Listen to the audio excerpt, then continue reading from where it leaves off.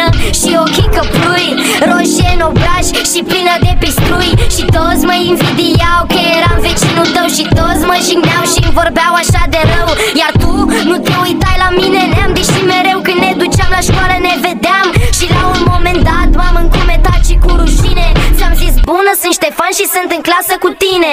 Și fiindcă era vineri și sunt ore mai puține, am întrebat-o, cumva vrei și tu să ieși cu mine? Ea s-a îndepărtat și mi-a spus salut. Am întrebat-o de ce, ea a zis că am părul prea lung. Am aflat că visează la un tip bine făcut, să fie bronzat și să aibă tatuaje până în gât. La naiba!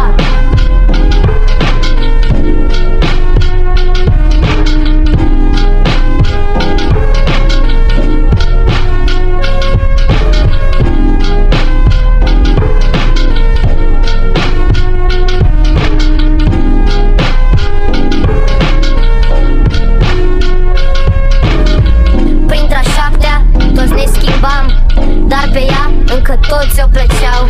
Și după ce am apărut la TV, fata cea mai bună din școală vine la mine. Hei, îi zic, tu ești aia care într-a întâia m-a ignorat, m-a făcut de căcat, îmi zice m-am schimbat.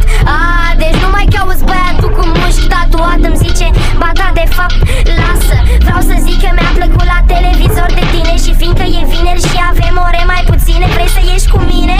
Îi zic, s-o crezi tu, degeaba ești frumoasă dacă ești falsă, pleacă la altul. M-am simțit ca un bărbat adevărat, că i-am arătat cum am simțit atunci de fapt. Și după ce ani de zile unul la altul ne-am bărbat, o văd cum se sărută cu un mușchiulos tatuat. La naiba!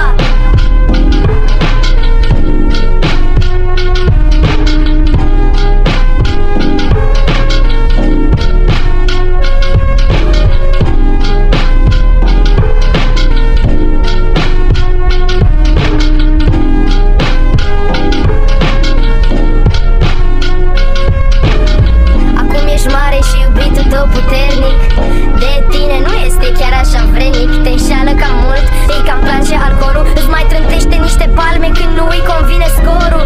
Într-o seară ai descoperit că-i cu amanta. Degeaba ești frumos dacă ești șarlatan, du-te la alta. S-aude în cartier urlați fără inhibiție, dar la un moment dat se aude sirena de poliție.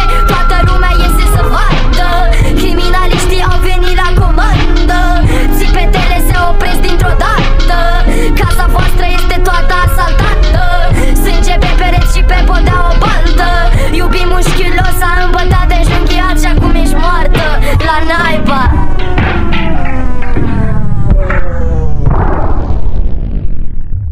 Amin.